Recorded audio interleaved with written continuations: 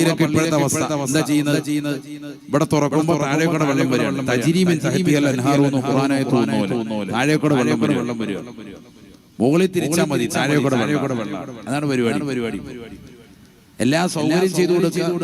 നമ്മുടെ പള്ളികളിലൊക്കെ പള്ളി കമ്മിറ്റിക്കാരൊക്കെ എന്താ ചെയ്യാ? ആളുകൾക്ക് വേണ്ടുന്ന എല്ലാ സൗകര്യവും ചെയ്യാം. അതുകൊണ്ട് എന്തായി? കാല് ഇരുന്നിട്ട് വിരലുകൾ ഇടകോർത്ത് കഴുകുന്ന പരിപാടി വിരലുകൾ ഇടകോർത്ത് കഴുകുക ആരെങ്കിലും ചെയ്യുന്നുണ്ടോ? ഇപ്പൊ ഒന്നുമില്ല. ആ പരിപാടി പോയി. അവയവങ്ങൾ തേച്ച് കഴുകുക സുന്നത്ത് പോയി. ചുക്കിച്ചുളുങ്ങിയ ഭാഗങ്ങൾ സൂക്ഷിച്ച് കഴുകുക ആ സുന്നത്തും പോയി. എത്ര സുന്നത്തായി ഇപ്പൊ തന്നെ പോയത്. കരണ്ട് പോകുന്ന പോലെ സുന്നത്ത് പോവാൻ എല്ലാ സുന്നത്തുകളും ഇപ്പൊ എടുത്തെടുത്ത് അല്ലാഹു നമ്മളെ സാലിഹീങ്ങളെ ചേർക്കട്ടെ. അല്ലേ? സുന്നത്തുകൾ എടുത്തു കളഞ്ഞു. എന്താ സംഭവിച്ചു പോയത്? നമ്മുടെ ഉമ്മത്തിന് ഇരുന്ന് ഒതുവെടുക്കുമ്പോൾ എന്തായി? ഇരിക്കുമ്പോഴത്തേക്കും ഇടത് കൈകൊണ്ട് റാഹത്തായിട്ട് വിരലുകൾ ഇടകോർത്ത് കഴുകും. ഇന്നത് ചെയ്യുന്നില്ല. ഇന്ന് കുനിയാൻ പോലും പറ്റാത്ത അവസ്ഥയിലേക്ക് നമ്മൾ എത്തി എന്നുള്ളതാണ്. അപ്പൊ സൗകര്യങ്ങൾ അധികരിപ്പിച്ചു കൊടുക്കുക. ഇവിടെ തിരിക്കുമ്പോൾ താഴെ ഷവറിൽ നിന്ന് ചീറ്റുന്ന പോലെ താഴെ കൂടെ വെള്ളം വരികയാണ്.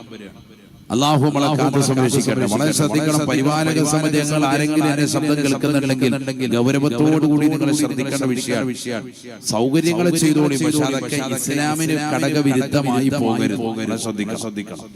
പിന്നെ പല പള്ളികളിലും തുടക്കത്തിൽ ആദ്യം കയറുന്ന സ്ഥലത്തായിരിക്കും ഈ പറഞ്ഞ സൗകര്യം അകത്ത് ഇരുന്ന് സൗകര്യം ചെയ്തിട്ടുണ്ട്. അല്ലാഹു ബർക്കത്ത് ചെയ്യട്ടെ. ഇത് പ്രായമായ ആളുകൾക്കൊക്കെ ഒരു സൗകര്യം ചെയ്തതാണ്. ആയിക്കോട്ടെ. പക്ഷെ മൂത്രപ്പരയിൽ ചില മിക്ക പള്ളികളിലും ഇപ്പോൾ നിന്ന് മൂത്രമൊഴിക്കാനുള്ള സൗകര്യം മിക്ക പള്ളികളിലും കണ്ടുവരുന്നുണ്ട്. ആണുങ്ങൾക്ക് അങ്ങോട്ട് വന്നു കഴിഞ്ഞാൽ നിന്ന് നീട്ടിപ്പിടിച്ച് റാഹത്തായിട്ട് മൂത്രമൊഴിക്കാം. അതിന് പറ്റുന്ന സൗകര്യത്തിന് നല്ല റാഹത്തുള്ള മൂത്രപ്പര പണിത് വെക്കുക. ആലോചിച്ചു. പള്ളി പരിപാലനം എന്ന് പറഞ്ഞാൽ അതല്ല, ഒരിക്കലും ചെയ്യാൻ പാടില്ല. കാരണം ഇവൻ മൂത്രം ഒഴിച്ചുകൊണ്ടിരുന്നവനായിരിക്കും. നീ ഈ സൗകര്യം ചെയ്തതിന്റെ പേര് അവനിപ്പോ എന്തായി? അവൻ ഈ നിന്ന് മൂത്രമൊഴിക്കാൻ മെനക്കെട്. അതുകൊണ്ടുണ്ടാകുന്ന ബുദ്ധിമുട്ടെന്താ? ഈ സാധനം നീട്ടിപ്പിടിച്ച് മൂത്രമൊഴിക്കും. ഇത് തെറിച്ചിട്ട് ഇതിന്റേതാകുന്ന അംശം വസ്ത്രത്തിലോട്ട് ഇങ്ങോട്ട് റിട്ടേൺ വീഴ. ഇതുമായിട്ടാണ് നേരെ വന്ന് ഖത്തീബിനെ വന്ന് കെട്ടിപ്പിടിക്കുന്നത്. അസ്സലാമു അലൈക്കും. അതോടെ ഏകദേശം തീരുമാനമായി. ഖത്തീബിന്റെ ഡ്രസ്സേലുമായി നാട്ടുകാരുടെ മുഴുവൻ നിസ്കാരവും പോവും. ഇവൻ ഒറ്റ ഒരുത്തം കാരണമാണ്, ഈ കാണിച്ച ചെയ്തി കാരണമാണ്. അതുകൊണ്ട് നിന്ന് മൂത്രമൊഴിക്കാനുള്ള സൗകര്യമുള്ള ബാത്റൂമുകളൊന്നും സത്യം പറഞ്ഞാൽ ചെയ്യരുത്. അവനവന് അതുപോലെ ആരോഗ്യസ്ഥിതി ബുദ്ധിമുട്ടൊക്കെ ആണെങ്കിൽ നിങ്ങൾ നിങ്ങളുടെ വീട്ടിൽ ചെയ്തോളൂ. പൊതുവായിട്ടുള്ളതിൽ ചെയ്തു വെക്കരുത്. കാരണം ഇരുന്ന് ചെയ്തുകൊണ്ടിരിക്കുന്ന ആളുകൾക്ക് വരെ ഇത് കാണുമ്പോൾ അതിഷ്ടം വരിക. പിന്നെ അതിനോട് താല്പര്യവും. ഇന്ന് നിസ്സാരമാക്കുകയാണല്ലോ ഈ മൂത്രമൊക്കെ. ഈ നിന്ന് മൂത്രമൊഴിക്കുമ്പോൾ അതിന്റെ ഒരു അനുഭവം, ഒരു ചെറിയ തുള്ളി നമ്മുടെ വസ്ത്രത്തിൽ ധരിച്ചാൽ തീർന്നു. കാരണം നിസ്കരിക്കുമ്പോ എന്തെല്ലാം ശുദ്ധിയാകണം. ശരീരം ശുദ്ധി വേണം, വസ്ത്രം ശുദ്ധി വേണം, നമ്മൾ നിസ്കരിക്കുന്ന സ്ഥലം ശുദ്ധി വേണം, അവിടെ വിരിച്ചിരിക്കുന്ന മുസല്ല ശുദ്ധി വേണം. ഒക്കെ ശുദ്ധിയാണ്. ഇതിലേതെങ്കിലും ഒന്ന് നെജസ് വന്നാൽ പോയി. മൂത്രം ഒഴിച്ചിട്ട് ഇങ്ങോട്ട് വരുമ്പോൾ സമയത്ത് പാൻസിന്റെ സിപ്പ് മാത്രം തുറന്നു മൂത്രമൊഴിച്ചു. നിന്ന് മൂത്രം ഒഴിക്കുന്നവൻ എങ്ങനെയൊക്കെ ഇനി കാണിച്ചെന്ന് പറഞ്ഞാലും സിപ്പിട്ട് അടയ്ക്കുന്ന സമയത്ത് ഒരു തുള്ളി എന്താവും അവന്റെ ആ വസ്ത്രത്തിലേക്ക് ഒരു തുള്ളി എത്തിയാൽ മതി. നിസ്കാരം പോയി. ഇനി തറാവീഹ് 20 അല്ല 300 റക്അത്ത് നിസ്കരിച്ചെന്ന് പറഞ്ഞാലും നിന്റെ നിസ്കാരം അല്ലാഹു കബൂലാക്കും. കാരണം നിസ്കാരത്തിൽ എന്ത് നിബന്ധനയാണ്? ശർത്ത് പെട്ടതാണ്, ശുദ്ധി നിർബന്ധമാണ്. വളരെ ശ്രദ്ധിക്കേണ്ട വിഷയമാണ്. ഒരു ഹദീസ് തന്നെ ഉണ്ടല്ലോ, നബിയനാ റസൂലുള്ളാഹി സ്വല്ലല്ലാഹു അലൈഹി വസല്ലം പരിശുദ്ധമായ മദീന പള്ളിയുടെ ജന്നത്തുൽ ബഖീയിലൂടെ നടന്നു പോകുമ്പോൾ രണ്ടുപേരെ ഖബറിൽ ശിക്ഷിക്കുകയാണ്. ആദരവായ പ്രവാചകൻ പറയുകയാണ്, ഇന്നഹുമാ ലയുഅദബാനി ഫീ ഖബരിഹിമാ. രണ്ടാളുകൾ അവരുടെ ഖബറിൽ ശിക്ഷിക്കുകയാണ്. സ്വഹാബ, ഖബറിൽ ശിക്ഷയാണ്, ഖബറിൽ അദാബാണ്. ഭൂമിക്കടിയിലുള്ള കാര്യങ്ങൾ ഭൂമിയുടെ പുറത്ത് നിന്നുകൊണ്ട് നോക്കി മനസ്സിലാക്കാൻ സാധിച്ച പ്രവാചകർ ഉള്ളത് കൊണ്ടാണ് ആ ഖബറാളികളുടെ അവസ്ഥ റസൂലുള്ള വിശദീകരിക്കുന്നത്. സഹാബത്ത് ചോദിക്കുകയാണ്, നബിയേ എന്താണ് കാര്യം റസൂലേ?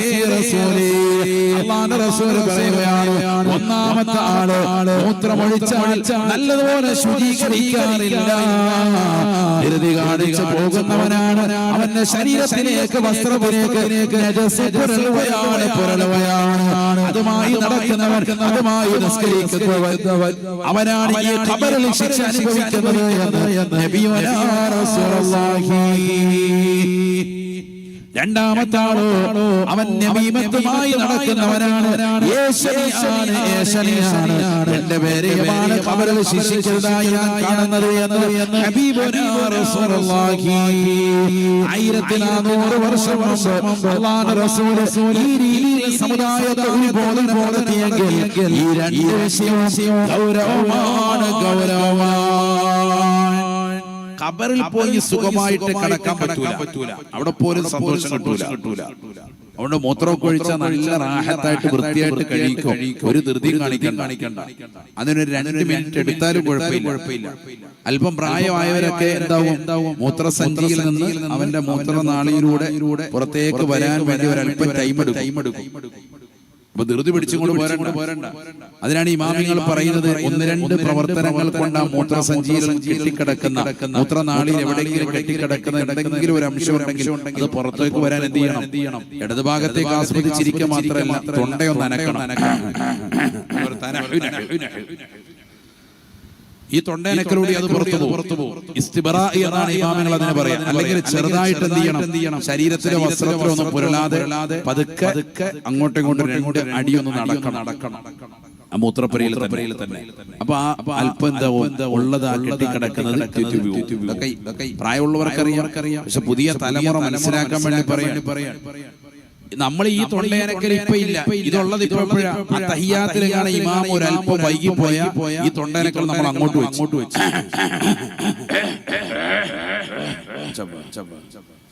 ഈ തൊണ്ടയനക്കൽ എവിടെയാ വേണ്ടത്? മൂത്രപ്പുര വേണ്ട തൊണ്ടയനക്കാണ്. അത് നീ നിസ്കാരത്തിലെടുത്ത്. അതാ ഞാൻ പറഞ്ഞത്. അവിടെ നിസ്കാരത്തിൽ തൊണ്ടയനക്കാൻ പറഞ്ഞിട്ടുമില്ല. നമുക്കറിയാത്ത മസലതും അങ്ങോട്ടും ഇങ്ങോട്ടും മാറ്റി ഫിറ്റ് ചെയ്തിരിക്കുക. അല്ലാഹു നമ്മളെ കാത്ത് സംരക്ഷിക്കട്ടെ. അതുകൊണ്ട് നല്ലതുപോലെ ശ്രദ്ധിച്ചോ. ഇത് നിസ്സാര വിഷയമല്ല എന്നർത്ഥം. നല്ലതുപോലെ ശ്രദ്ധിക്കേണ്ട വിഷയമാണ്. ഒരല്പം പോലും നജസ് നമ്മുടെ ശരീരത്തിൽ പുരളാൻ പാടില്ല. എപ്പോഴും ഒളു വേണം. ഒളു ചെയ്യേണ്ടത് എപ്പോഴും വീട്ടിൽ നിന്ന് ഒളു എടുക്കണം. അതിന്റെ വെള്ളം ഒരല്പം 3-ൽ 1 കൂടി പോയാൽ തന്നെ വീട്ടിൽ നിന്ന് എടുക്കുന്നത് തന്നെ കറാഹത്താണ്. ഒളുവിന് വേണ്ടി എടുക്കുമ്പോഴാണ് പറയുന്നത്, നിസ്കാരത്തിന് വേണ്ടി എടുത്തതാണ്. പള്ളി വന്നിട്ട് എടുക്കുന്ന ആളുകളുണ്ട്. ചില ആളുകൾ ഇങ്ങനെ കാല് കഴുകാൻ വേണ്ടി പൈപ്പ് തുറന്നു വെച്ചിട്ട് എത്ര നേരമാണ് കാല് കഴുകുന്നത്? 10 മിനിറ്റ് എടുക്കുക, അല്ലെങ്കിൽ 5 മിനിറ്റ് എടുത്താലും പൈപ്പ് ഓഫ് ചെയ്യൂല. മുഖം കഴുകാൻ ഇങ്ങനെ കോരി അങ്ങ് ഒഴിക്കുക. മാസവരി 500 രൂപ കൊടുക്കുക, അല്ലെങ്കിൽ 50 രൂപ കൊടുക്കുന്നുണ്ടാവും. ഈ മാസവരിയുടെ കണക്ക് പറഞ്ഞിട്ട് ഈ വെള്ളം മുഴുവൻ കോരി തീർക്കുക. നീ 500 അല്ല 50,000 കൊടുത്തെന്ന് പറഞ്ഞാലും 3-ൽ നിന്ന് 4-ാമത്തെ വെള്ളം ഉപയോഗിക്കൽ ഹറാമാണ്. പൊതുസ്വത്തിൽ നിന്ന് വളരെ ശ്രദ്ധിക്കണം. ഇത് പണ്ഡിതന്മാർ ഐക്യത്തോടുകൂടി പറഞ്ഞ വിഷയമാണ്. ഈ ഉമ്മത്ത് മനസ്സിലാക്കണം. പ്രത്യേകിച്ച് റമദാനൊക്കെ വരിക, ചൂട് കാലാണ്, കുറച്ചും കൂടി തണുത്തോട്ടെ എന്ന് കരുതിയിട്ട് വെള്ളം ആവശ്യമില്ലാതെ ഉപയോഗിക്കരുത്. സ്വന്തം വീട്ടിൽ നിന്ന് ഉളവെടുത്ത് വരുന്നവനാണ് കൂലി കൂടുതൽ. അല്ലാഹു തൗഫീഖ് തരട്ടെ. സാന്ദർഭികമായി ഒന്ന് ഉണർത്തിയതാണ്, ശ്രദ്ധിക്കാൻ വേണ്ടി. നബിയുനാ റസൂലുള്ളാഹി സ്വല്ലല്ലാഹു അലൈഹി വസല്ലം ലമ്മാ മറ ബിസഅദ് വഹുവ യതവല്ലഉ, മഹാനായ സഅദ് റളിയല്ലാഹു അൻഹു വുളൂ ചെയ്തുകൊണ്ട് ഒരു നദിയുടെ തീരത്തിരുന്നുകൊണ്ട് വുളൂ ചെയ്യുമ്പോൾ അല്ലാഹുവിന്റെ റസൂൽ അതിലൂടെ നടന്നു പോവുകയാണ്. ഹബീബായ നബി സല്ലല്ലാഹു അലൈഹി വസല്ലം തങ്ങൾ സഅദ് റളിയല്ലാഹു അൻഹുവിനോട് പറഞ്ഞു അത്രേ, മസ്സറഫു യാ സഅദ്,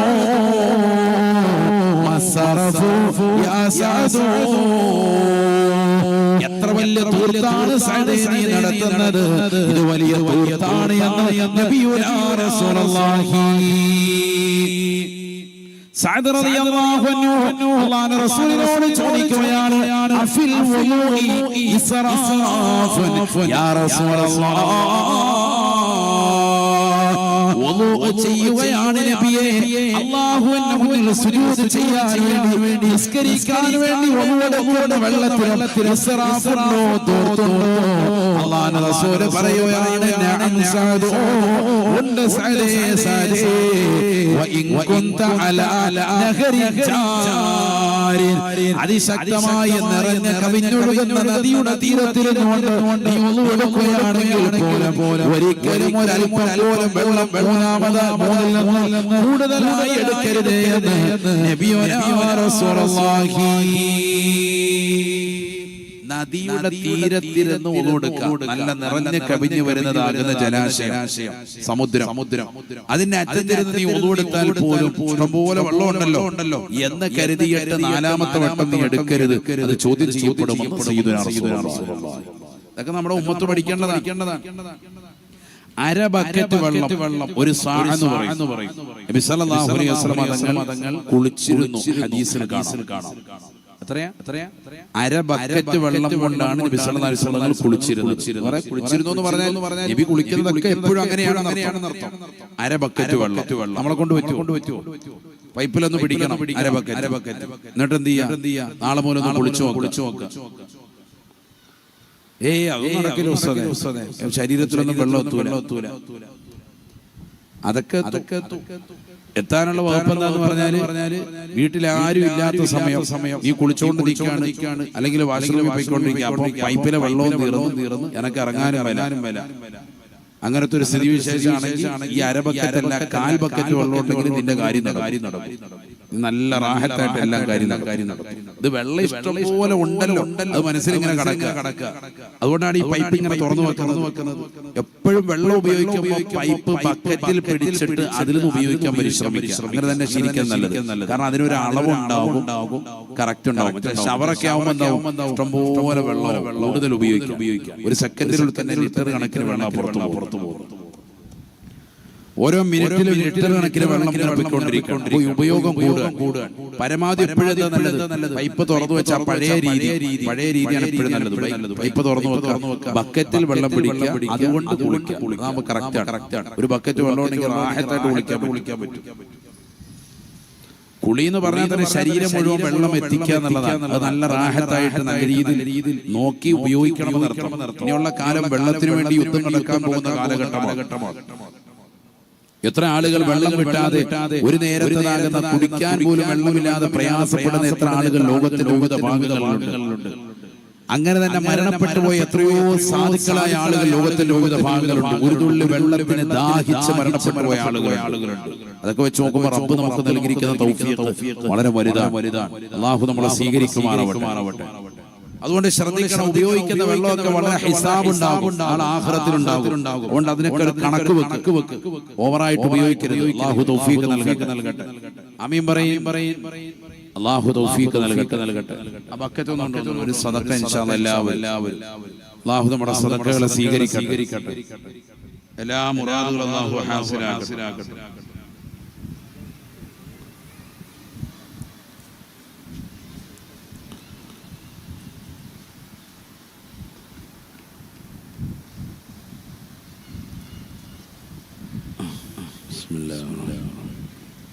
എല്ലാവരും അല്ലാഹു സ്വീകരിക്കട്ടെ.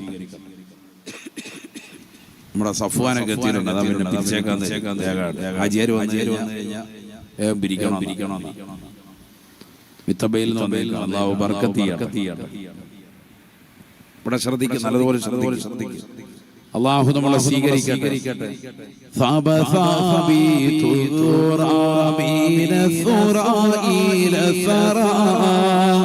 ثانيا ما ثالثا بل ثانيا أما ثالثا لا إله إلا الله. ركعتل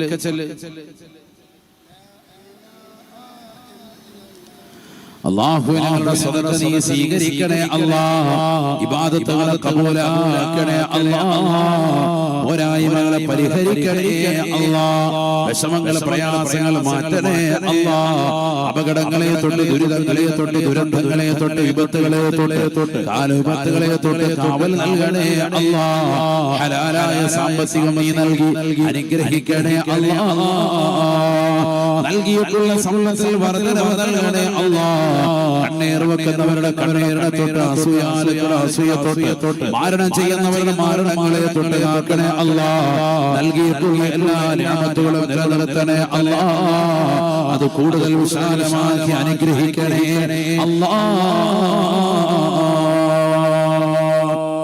അല്ലാഹു നമ്മളെ സ്വീകരിക്കട്ടെ. അപ്പൊ നിസ്കാരം കറക്റ്റ് ആക്കിയിട്ടാണ് റജബ് മാസത്തെ നാം ഗൗനിക്കണം. നിസ്കാരം കറക്റ്റ് ആയിരിക്കണം. നമ്മുടെയൊക്കെ നിസ്കാരം കറക്റ്റ് ആണോ എന്ന് ശ്രദ്ധിക്കും. തഹജ്ജുദ് നമസ്കാരം എത്ര പേര് ഇപ്പോൾ പതിവാക്കുന്നുണ്ട്? ഒന്ന് കൈയുയർത്തിക്ക്. എത്ര പേര് പതിവാക്കാത്തവർ വെറുതെ കള്ളം പറഞ്ഞ് കൈയുയർത്തണ്ട. വെറുതെ ആഖിറത്തിൽ അടങ്ങേറുണ്ടാവും. ഡെയിലി കറക്റ്റായി നിസ്കരിച്ചു പോരുന്ന തഹജ്ജുദ് നിസ്കരിക്കുന്ന ആളുകൾ എത്ര പേരുണ്ട്? അല്ലാഹു നമ്മളെ സാലിഹീങ്ങളെ ചേർക്കട്ടെ. ഒരു 3-4 പേരുണ്ട്. അല്ലാഹു സ്വീകരിക്കട്ടെ. എല്ലാവരും അല്ലാഹു കബൂലാക്കട്ടെ. കഴിഞ്ഞ റമദാനിൽ നമ്മളെല്ലാവരും രാവിലെ സുബഹിക്ക് മുമ്പ് നല്ല റാഹത്തായി അത്താഴം കഴിക്കാൻ വേണ്ടി എഴുന്നേൽക്കും. എന്നിട്ട് തഹജ്ജുദ് നിസ്കരിക്കും. അങ്ങനെ നിസ്കരിച്ചിരുന്ന ആളുകൾ എത്ര പേരുണ്ട്? അന്ന് നിസ്കരിച്ചു എത്ര പേരുണ്ട്? നിസ്കരിച്ച ആളുകൾ മുമ്പ് മനസ്സിലായില്ല. നോമ്പ് പിടിക്കാൻ വേണ്ടി രാവിലെ എന്ത് ചെയ്യും? അത്താഴം കഴിക്കാൻ വേണ്ടി എഴുന്നേൽക്കുമല്ലോ. കഴിച്ചതിന് ശേഷം ആ സമയത്ത് തഹജ്ജുദ് നിസ്കരിച്ച ആളുകൾ എത്ര പേരുണ്ടെന്ന് കൈയുയർത്തി. കഴിഞ്ഞ റമദാൻ എത്ര പേരുണ്ട്? ബാക്കിയുള്ളവർ അപ്പോഴും നിസ്കരിച്ചിട്ടില്ലേ?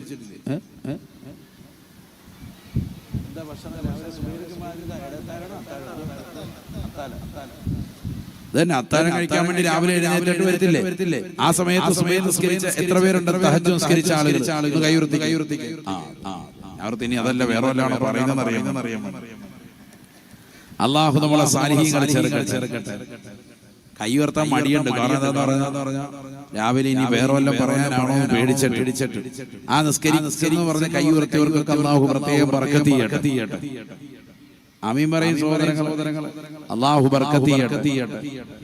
നമ്മൾ കഴിഞ്ഞ റമദാനിൽ തുടങ്ങിയ മിക്ക നന്മകളും നമ്മുടെ കുടുംബങ്ങളൊക്കെ ഉപേക്ഷിച്ചു പോയി. ഇപ്പൊ ഈ റമദാനിൽ മുമ്പ് വരെ ഏതൊക്കെയാ തുടർത്തിയെന്ന് പറഞ്ഞാൽ ഒന്നുമില്ല. ആകെ ഉള്ളത് സുബൈക്ക് ശേഷം കിടന്ന് ഉറങ്ങാൻ. ബാക്കിയൊക്കെ എടുത്തു പോയി.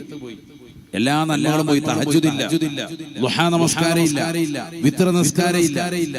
വിത്ർ 3 റക്അത്ത് നിസ്കരിച്ചു റമദാനിൽ തറാവീഹിനോടൊപ്പം. അതുണ്ടോ? അതില്ല, അതെടുത്തു പോയി. ദുഹാ നിസ്കരിച്ചിരുന്നു 2 റക്അത്ത് റമദാനിൽ, അതും പോയി. തഹജ്ജുദ് നിസ്കരിച്ചിരുന്നു അത്താഴം കഴിക്കാൻ വേണ്ടി എഴുന്നേറ്റിട്ട് അതും പോയിട്ട്. ഒരു നന്മയും നമ്മളിലില്ല. ഏറ്റവും വലിയ ശ്രേഷ്ഠതയുള്ള സുന്നത്ത് നമസ്കാരമാണ് തഹജ്ജുദ്. അല്ലാഹു പതിവാക്കാൻ തൗഫീഖ് നൽകട്ടെ. അതൊക്കെ ഇപ്പോഴേ തുടങ്ങണം. എങ്കിലേ റമദാൻ നമുക്ക് അനുകൂലമാവുള്ളൂ. നബിയനാ റസൂലുള്ളാഹി സ്വല്ലല്ലാഹു അലൈഹി വസല്ലം തങ്ങൾ ദുആ ചെയ്യുകയാണ്.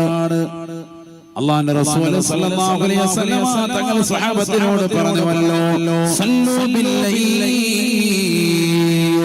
വന്നാസു നിയാം തദ്ഖുലുൽ ജന്നത ബിസലാം.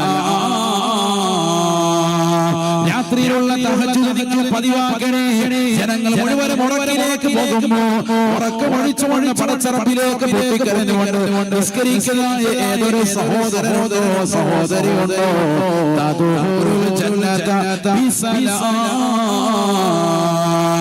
റാഹത്തായി സന്തോഷത്തോടുകൂടി സുരക്ഷിതമായി സ്വർഗ്ഗത്തിലേക്ക് കടക്കുമെന്ന് നബിയുനാ റസൂലുള്ളാഹി. നാളെ മഹ്ശറിൽ വെച്ചുകൊണ്ട് അല്ലാഹു സുബ്ഹാനഹു വ തആല അവരെ പ്രത്യേകമായി വിളിച്ചുകൊണ്ട് അവരെ സ്വർഗ്ഗത്തിലേക്ക് കടത്തുമെന്ന് നബിയുനാ റസൂലുള്ളാഹി.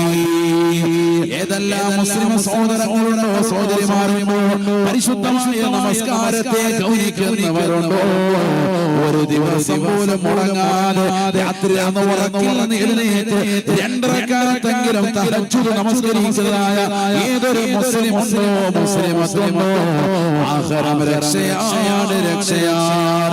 ആദരവായ പ്രവാചകർ സ്വല്ലല്ലാഹു അലൈഹി വസല്ലം തങ്ങൾ പറഞ്ഞുവല്ലോ, വനുഫിഖ ഫിസ്സൂർ ഫഇദാ ഹും മിനൽ അജ്ദാഫി ഇലാ റബ്ബി ربهم يصلون قالوا يا ويلنا من بعثنا من مرقدنا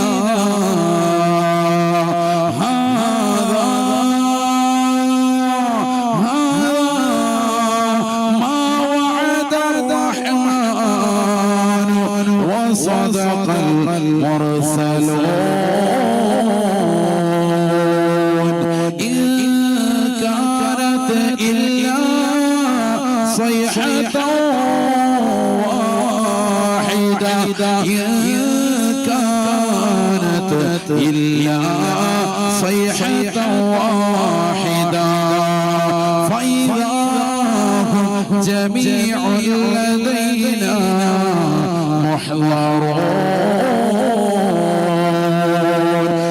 സൂറത്തിലൂടെ ഇസ്രാഫീൽ അലൈഹിസ്സലാമിന്റെ മൂന്നാമത്തെ ഊതോട് കടന്നു വരുമ്പോൾ ഭൂമി പിളർന്നുകൊണ്ട് ജനങ്ങളിതാ പുറത്തേക്ക് വരികയാണ്. ഖബറിൽ കിടക്കുന്ന മനുഷ്യനിതാ പുറത്തേക്ക് പുറത്തുള്ളപ്പെടുകയാണ്.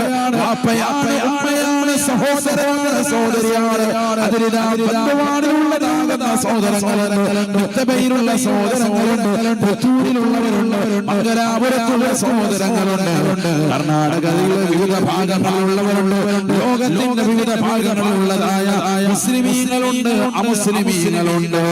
എല്ലാവരും ഖബർ പിളർന്നുകൊണ്ട് പുറത്തേക്ക് വരുമ്പോ അവരിതാ ചോദിക്കുകയാണ്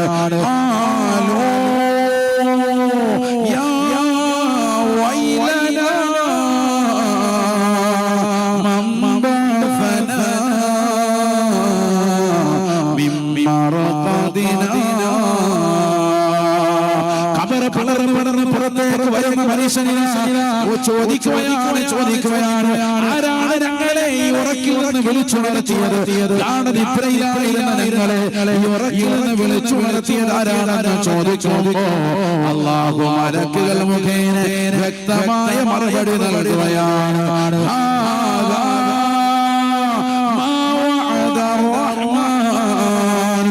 وصدق المرسلون ഈ ലോകത്തിന്റെ സൃഷ്ടികർത്താവായ ജഗന്നിയന്താവായ പരിപാലകനായ പടച്ചറബ് വാഗ്ദാനം ചെയ്തതാകുന്ന ദിനമാണ് ഈ ദിനം.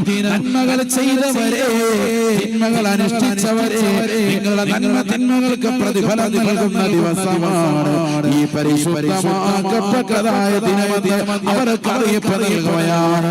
ആദം നബി അലൈഹിസ്സലാം മുതൽ മുഹമ്മദ് നബി സല്ലല്ലാഹു അലൈഹി വസല്ലം തങ്ങൾ വരെയുള്ള 1,24,000 അമ്പിയാ മുർസലീങ്ങൾ ഈ ലോകത്തേക്ക് കടന്നു വന്നുകൊണ്ട് അവരെല്ലാവരും പറഞ്ഞതായ ദിനമാണ്. അവരെല്ലാവരും ജനങ്ങൾക്ക് മുന്നറിയിപ്പ് നൽകിയത് ഈ ഒരു ദിവസത്തെ കുറിച്ചാണ്.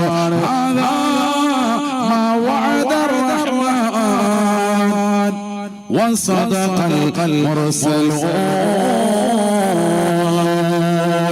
إن كانت إلا صيحة واحدة ഇസ്രാഫീൽ അലൈഹിസ്സലാമിന്റെ സൂറത്ത് കാഹളത്തിലൂടെ മൂന്നാമത്തെ അട്ടഹാസമാണ്. ആ ഒരൊറ്റ ഒച്ചപ്പാടിലൂടെ ജനങ്ങൾ മുഴുവനും വന്നുകൊണ്ട് മഹ്ശറിൽ ചോദിക്കുന്ന രംഗമാണ്. ഫൈദാ ജമീഉൽ ലദൈനാ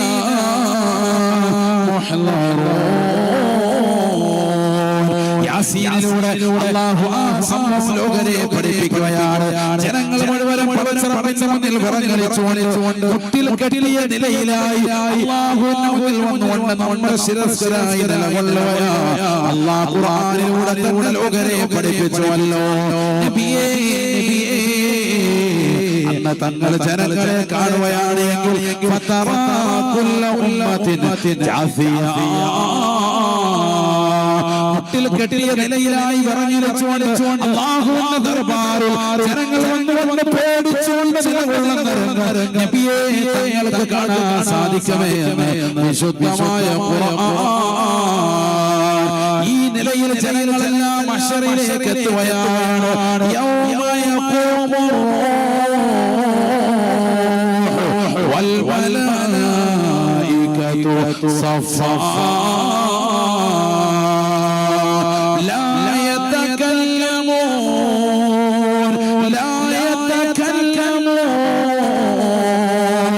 ഇല്ലാ മൻ അദിന ലഹു അർ-റഹ്മാൻ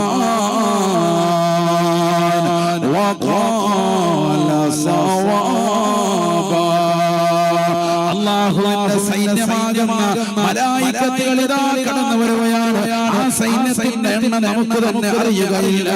വമാ യഅലമു ജുനൂദ റബ്ബിക ഇല്ലാ ഹു. അല്ലാഹുവിന്റെ സൈന്യമാകുന്ന മലക്കുകളുടെ എണ്ണം അല്ലാഹുവിനല്ലാതെ ലോകത്തൊരു സൃഷ്ടിക്കും അറിയില്ല. സൃഷ്ടാവായ ഖാലിഖായ റബ്ബിനെ മാത്രമാണ് അവർ വണങ്ങുക. കോടി മലക്കുകളോട് അല്ലാഹുവിന്റെ മുന്നിൽ മഹ്ശറിലേക്ക് വന്നുകൊണ്ട് ഖിയാമത്ത് നാളിന്റെ സുന്നത്തിൽ സഫ് സഫായി അണിനിരക്കുകയാണ്. അല്ലാഹ് 1,24,000 മുർസലീസിന് പിന്നിലായി അതത് സമുദായക്കാർ കോടി ജനങ്ങൾ മുഴുവൻ വരുകയാണ്. ഇന്നുള്ള നിരീശ്വരവാദികൾ മാത്രമല്ല, യുക്തിവാദികൾ മാത്രമല്ല, മുസ്ലിമീങ്ങൾ മാത്രമല്ല, അവിശ്വാസികൾ മാത്രമല്ല, ലിബറലിസത്തിന്റെ വക്താക്കൾ മാത്രമല്ല, ഫെമിനിസ്റ്റുകൾ മാത്രമല്ല, എല്ലാ ജനതയും അല്ലാഹുവിന്റെ കോടതിയിലേക്ക് എത്തുകയാണ്. ഒരാൾ പോലും ഒഴിയാത്ത തലമല്ലേ മഹ്ശറ, ഒരാൾ പോലും ഒഴിയാത്ത തലമല്ലേ മഹ്ശറ. എല്ലാവരും പടച്ച റബ്ബിന്റെ മുന്നിൽ വന്നുകൊണ്ട് പേടിച്ചറിഞ്ഞുകൊണ്ട് നിലകൊള്ളുന്നു. അല്ലാഹു മലക്കിനോട് പറയുകയാണ്, വിളിക്കടാ വിളിക്കടാ എന്റെ അടിമകളെ വിളിക്കടാ. ഫയുനാദാ മുനാദി.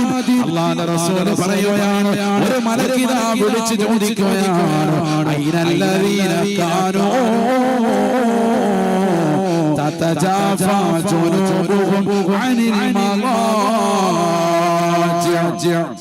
يدعون ربهم خوفا وطمعا. രാത്രി ഉറങ്ങാതെ ഉറക്കിൽ നിന്ന് എഴുന്നേറ്റ് കിബില നിർണയിച്ച് ആദ്യരാത്രി സമയത്ത് പൊട്ടിക്കരഞ്ഞുകൊണ്ട് തഹജ്ജുദ് പതിവാക്കിയിട്ടുള്ള ഏത് മുസ്ലിമാണ്, ഏത് മുസ്ലിമസാണ്, പണ്ടുവാളിലുള്ള ഏതൊരു സഹോദരനാണ്, സഹോദരിയാ, ഈ സദസ്സിലുള്ളത് കടന്നു വരാൻ മലക്കുകൾ വിളിക്കുകയാണ്.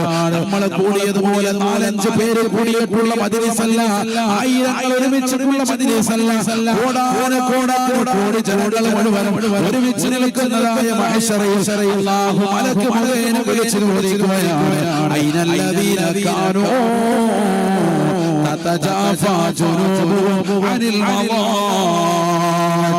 രാത്രി ഉറങ്ങാതെ ഉറക്കമൊഴിച്ചുകൊണ്ട് പടച്ച റബ്ബിലേക്ക് പൊട്ടിക്കരഞ്ഞുകൊണ്ട് നമസ്കരിച്ചതായ ഏതൊരു മുസ്ലിമസുണ്ട് അല്ലാഹു മലക്ക് മുഖേന ചോദിക്കുന്നു. ചില കൈകൾ ഉയരുകയാണ്. അല്ലാഹുവേ, പാപികളും ദോഷികളുമായ ഞങ്ങളെ ആ കൂട്ടത്തിൽ ഉൾപ്പെടുത്തണേ അല്ലാഹ്, ഉൾപ്പെടുത്തണേ അല്ലാഹ്. ആദരവായ പ്രവാചകൻ പറയുകയാണ്, അല്ലാഹു മലക്കുകൾ മുഖേന അവരെ ജനങ്ങൾക്കിടയിൽ മാറ്റി നിർത്തുകയാണ്. അവരെ മാറ്റി നിർത്തിയത് അവരോടായി അല്ലാഹു പറയുമത്രേ,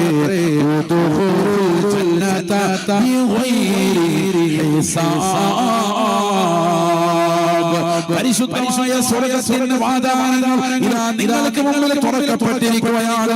കടക്കണേ കടക്കണേ, നിങ്ങൾക്ക് വിചാരണയില്ലാതെ സ്വർഗ്ഗത്തിൽ കടക്കുന്ന വിഭാഗമാണ് എല്ലാ ദിവസവും വെള്ളിയാഴ്ച ദിവസം ഖതീബ് ഉസ്താദ് ഓതുമ്പോൾ പരിശുദ്ധമാക്കപ്പെട്ട നമസ്കാരത്തിൽ പരിശുദ്ധമായ സൂറത്ത് ഓതുമ്പോൾ അവരുടെ ഹിസാബ് നമ്മുടെ മേലാണെന്ന് അല്ലാഹു സുബ്ഹാനഹു വ തആല പറയുന്ന വാക്ക് കേൾക്കുമ്പോൾ വിഷമിച്ചുകൊണ്ട് കരഞ്ഞുകൊണ്ട് അല്ലാഹുവേ അല്ലാഹുമ്മ യസ്സിർ അലയ്യ ഹിസാബി അല്ലാഹുമ്മ യസ്സിർ എന്നെ വിചാരണ എനിക്ക് എളുപ്പമാക്കി തരണേ അല്ലാഹ്. ചെയ്യുന്ന സഹോദരനിലെയോ സഹോദരിമാരിലെയോ സ്വന്തമായി പ്രാർത്ഥിക്കുന്നതായ മിനത്തുകളിലെയോ ഉമ്മമാരിലെയോ ഈ ദുആ അർത്ഥവത്താകണമെങ്കിൽ, ഈ ദുആ നിന്റെ ജീവിതത്തിൽ പ്രതിഫലിക്കണമെങ്കിൽ ഒരു ദിവസം പോലും മുടങ്ങാതെ തഹജ്ജുദ് പതിവാക്കിക്കോ.